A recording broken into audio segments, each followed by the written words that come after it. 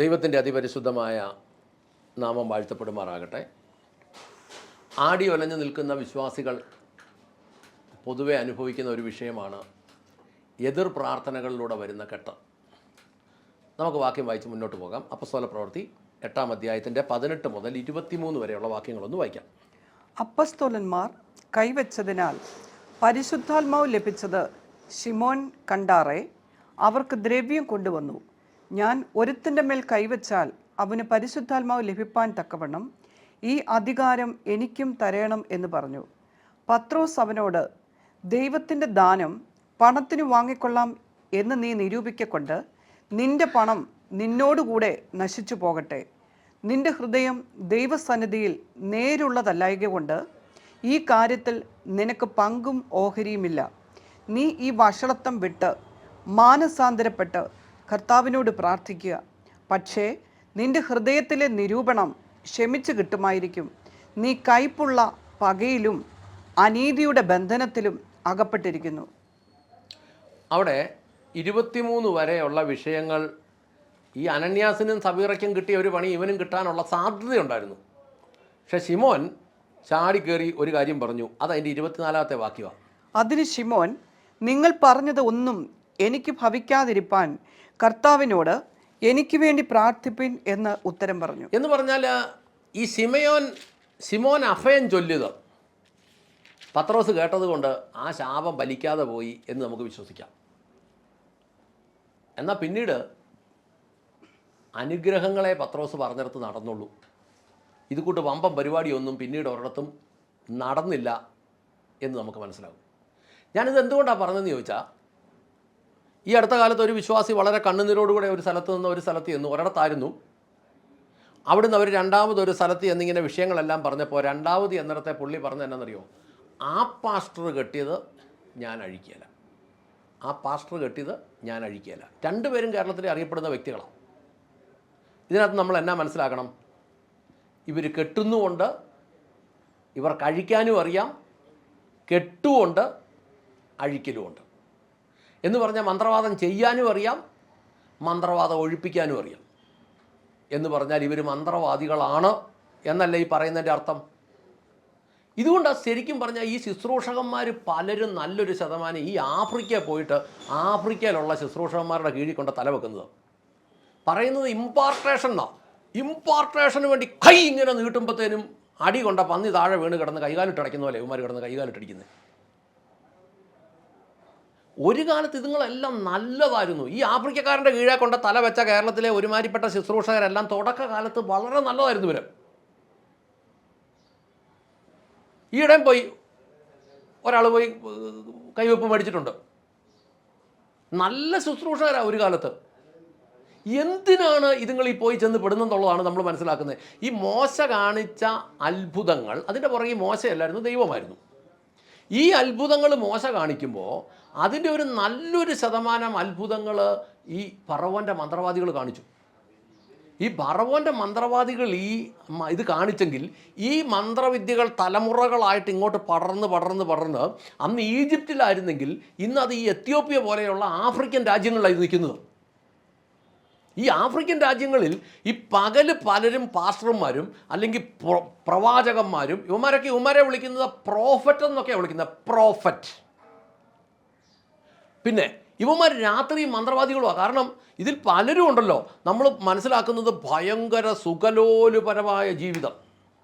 ഇവർ പ്രസംഗിക്കാനൊക്കെ ഇങ്ങോട്ട് വരുന്നത് കണ്ടു കഴിഞ്ഞാൽ യേശു പോലും സ്വർഗത്തിലിരുന്ന് മൂക്കെ കൈവച്ച് പോകും. മുന്നൽ BMW ഒരു 336 ബൈക്ക് ഉള്ള ലൈറ്റെല്ലാം ഇട്ട് മിന്നി അതിൻ്റെ പുറകിൽ വലിയ വില കൂടിയ മണ്ടാലെല്ലാം ഒത്തിരി ലൈറ്റുള്ള 3-4 കാറ്. അതിൻ്റെ പുറകിൽ ഭയങ്കര സെക്യൂരിറ്റിയൊക്കെയാണ്. യേശുവിനെ പ്രസംഗിക്കാൻ നടക്കുന്നവന് ദൈവത്തിൽ വിശ്വാസമില്ലെന്നുള്ളതിൻ്റെ ഏറ്റവും വലിയ തെളിവല്ലേ ഇതിന് മാത്രം സംവിധാനം. അതിൻ്റെ പുറകിൽ ഒരു ഭയങ്കരം കാറ്, വലിയ, നമുക്കിവിടെ കേരളത്തിലൊന്നും അതുകൂട്ട് കാറില്ല, അതുകൂട്ട് കാറിനകത്തൊരു പ്രത്യേക രീതിയിൽ മലർന്ന് കടന്നഞ്ഞ് വരുന്നത് യേശുവിനെ പ്രസംഗിക്കാൻ വരുവാന്നാണ് പറയുന്നത്. ഈ അടുത്ത കാലത്ത് ഞാൻ മനസ്സിലാക്കുന്നു, കത്തോലിക്ക സഭയിലെ ഒരു മെത്രാൻ വില കൂടിയ ഒരു കാറ് മേടിച്ചു. മാർപ്പാപ്പ പിടിച്ചു. അത് നടക്കുകയില്ലെന്ന് പറഞ്ഞു. അവർക്കുള്ള വെളിവ് പോലും ഇവർക്കില്ലെന്നുള്ളതാണ് സത്യം. അങ്ങനെ പറഞ്ഞു അത് നടക്കുകയില്ല, ഇതിനൊക്കെ ഒരു ലിമിറ്റുണ്ട്, അത്ര ഉള്ള കളി മതി, കൂടിയ കാറങ്ങ് വിറ്റേക്കാൻ പറഞ്ഞു, വിപ്പിച്ചു. അവർക്കുള്ള വെട്ടം പോലും ഈ യേശുവിനെ പ്രത്യക്ഷമായി പ്രസംഗിച്ചുകൊണ്ട് നടക്കുന്നവന്മാർക്ക് ഇല്ലെന്ന് പറയുമ്പോൾ നമ്മൾ ഇത് എന്നതാണെന്നാണ് പറയുന്നത്. ഇത് കൂട്ട് ആളുകളുടെ അടുത്ത് എന്ന് ഇമ്പോർട്ടേഷൻ മേടിക്കുക നമ്മുടെ ഇവിടെ ഉള്ളവന്മാർ. ഇതെങ്ങോട്ടാണ് ഇത് മാറുന്നത്? ഒരു കാലത്ത് നല്ല ശുശ്രൂഷ ചെയ്തുകൊണ്ടിരുന്നവരാ, ഒരു കുറ്റവും പറയാനില്ലാത്ത ആൾക്കാരാ. പക്ഷേ ഇതുങ്ങളെല്ലാം കൂടെ ചെന്നങ്ങ് തല വെച്ച് കൊടുക്കുക. മത്സരം ആഭിചാരമാണെന്ന് പറയുന്നു, എതിർ പ്രാർത്ഥനകൾ ആഭിചാരമാണ് എന്ന് പറഞ്ഞാൽ മന്ത്രവാദം വരെ ആകുന്ന അവസ്ഥയിലേക്ക് ഇത് എത്തി എന്നുള്ളതാണ്. എന്ത് മന്ത്രവാദം? ആഭിചാരം, ഈ മന്ത്രവാദം, ആഭിചാരം, എതിർ പ്രാർത്ഥന, ദൃഷ്ടിദോഷം, അസൂയ, ഇതെല്ലാം ഓരോ ആത്മശക്തികളെ വെച്ചുള്ള കളികളാണ്. ഈ തലത്തിലേക്ക് ഇതിപ്പം മാറി. കാരണം ഇവരുടെയൊക്കെ കീഴിൽ വചനമറിയത്തില്ലാത്ത ഇവരുടെ അടിമകളായ കുറേ ആൾക്കാരുണ്ട്. അവരോട് പറഞ്ഞാൽ മതി ഇന്നവൻ നമുക്കെതിരെ കളിക്കുന്നു, നിങ്ങളങ്ങ് പ്രാർത്ഥിക്കാൻ പറഞ്ഞ് ഇവർ പോയി കുത്തിയിരുന്ന് പ്രാഗി പ്രാർത്ഥിക്കും. നിങ്ങളൊന്ന് മനസ്സിലാക്കിക്കേ. അങ്ങനെയാണെ പോലും യഥാർത്ഥത്തിൽ ദൈവമക്കളാണെ അവർക്ക് ടേക്കുകയില്ല. ഇപ്പോൾ ഒന്ന് ആലോചിച്ച് നോക്കിയേ, യേശു ക്രിസ്തുവിനെ കർത്താവും രക്ഷകനും നാഥനുമായി അംഗീകരിക്കാത്ത ഒരു ജനതയാണ് യഹൂദന്മാർ. ഈ യഹൂദന്മാർക്കെതിരെ ലോകം മുഴുവൻ ചെയ്യാവുന്നതിൻ്റെ അങ്ങേയറ്റം ആഭിചാരം ചെയ്യുന്നുണ്ട്. പക്ഷേ അവന്മാർ ഇന്നും പിടിച്ചു നിൽക്കുന്നുണ്ട് അവിടെ. എന്നാ ആഭിചാരം ഉണ്ടായിട്ടും എന്നാ സംവിധാനം ഉണ്ടായിട്ടും അവൻ ഇന്ന് ലോകത്തിനെ ആർക്കിട്ടടിക്കണമല്ലോ അവൻ കയറിയടിക്കും. അത്ര ശക്തനാ. അതായത് ആഭിചാരം ചെയ്ത് തീർക്കാൻ പറ്റുമെങ്കിൽ അതിൻ്റെ ഏറ്റവും ശക്തിയുള്ളവർ എതിരാളികളുണ്ട്. എന്നിട്ട് പോലും യഹൂദൻ തകർത്തു വരിക. അപ്പോൾ ആ യഹൂദനേക്കാൾ അധികമായി യേശുക്രിസ്തുവും യേശുക്രിസ്തുവിൻ്റെ രക്തവും കൂടെ വസിക്കുന്ന വിശ്വാസി എങ്ങനെ നിൽക്കണം? ആ വിശ്വാസിയെ ഈ ആഫ്രിക്കക്കാരൻ്റെ കീഴെ കൊണ്ട് തലവെക്കുന്നത്. അപ്പോൾ നമുക്കൊരു വാക്യം വായിക്കാം, 1 കൊരിന്ത്യർ 6:19. ദൈവത്തിന്റെ ദാനമായി നിങ്ങളിൽ ഇരിക്കുന്ന പരിശുദ്ധാത്മാവിന്റെ മന്ദിരമാകുന്നു നിങ്ങളുടെ ശരീരമെന്നും നിങ്ങളെ വിലയ്ക്ക് വാങ്ങിയിരിക്കയാൽ നിങ്ങൾ താന്തങ്ങൾക്കുള്ളവരല്ല എന്നും അറിയുന്നില്ലയോ? അത് ദൈവത്തിൻ്റെ പരിശുദ്ധാത്മാവിൻ്റെ മന്ദിരമാണ് നമ്മുടെ ശരീരമെന്ന് ദൈവത്തിൻ്റെ വചനം പറയുന്നു. പരിശുദ്ധാത്മാവിൻ്റെ മന്ദിരമാണ് നമ്മൾ യഥാർത്ഥത്തെങ്കിൽ 91 സങ്കീർത്തനത്തിൻ്റെ 3 മുതൽ 16 വരെയുള്ള കാര്യങ്ങൾ സംഭവിക്കും. ഈ ഒന്ന് വായിച്ചത് 91 സങ്കീർത്തനം നേരത്തെ. അവൻ നിന്നെ വേട്ടക്കാരന്റെ കെണിയിൽ നിന്നും നാശകരമായ മഹാമാരിയിൽ നിന്നും വിടുവിക്കും. തന്റെ തൂവലുകൾ കൊണ്ട് അവൻ നിന്നെ അതങ്ങനെ താവോട്ട് താവോട്ട് താവോട്ട് വായിച്ചു വരുമ്പോൾ സംരക്ഷണത്തെക്കുറിച്ചാണ് പറയുന്നത്. ഇവിടെ പറയുന്ന വേട്ടക്കാരൻ്റെ കെണി, വേട്ടക്കാരൻ്റെ കെണി. ഞാനതിങ്ങനെ മനസ്സിലാക്കാൻ ആഗ്രഹിക്കുന്നു. വിശ്വാസിക്ക് ഇന്ന് കെണി ജാതിയായ വ്യക്തികളല്ല. വിശ്വാസികളുടെ കെണി വിശ്വാസികൾ തന്നെയാണ്.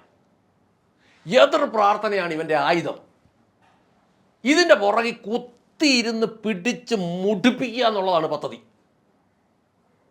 ഇതിനകത്ത് മാന്ത്രിക വിദ്യകളും ഒക്കെയുള്ള വ്യക്തികൾ പലരെയും, എനിക്ക് പലരെയും വ്യക്തിപരമായിട്ട് അറിയാം. പകല് പാസ്റ്റർമാരും രാത്രി മാന്ത്രികന്മാരുമായിട്ട് നടക്കുന്നവർ. അങ്ങനെയുള്ള വ്യക്തികൾ ഇതൊരു വല്ലാത്ത തലത്തിലേക്ക് എത്തിച്ചു എന്നുള്ളതാണ്. ഇനി ഇവരോട് വല്ലതും ചോദിച്ചാൽ ഇവർ പറയാൻ പോകുന്നത് ശാപം. സത്യസന്ധമായിട്ട് വചനം പ്രസംഗിച്ചാൽ പറയാൻ പോകുന്നത് ശാപം, അല്ലെങ്കിൽ ഇത് തെറ്റാന്ന് പറയാൻ പോയി കഴിഞ്ഞാൽ ശാപം. അതിനൊരു വാക്യം കൂടെ ഉണ്ട്, സദൃശി 26:2 വായിച്ചേ.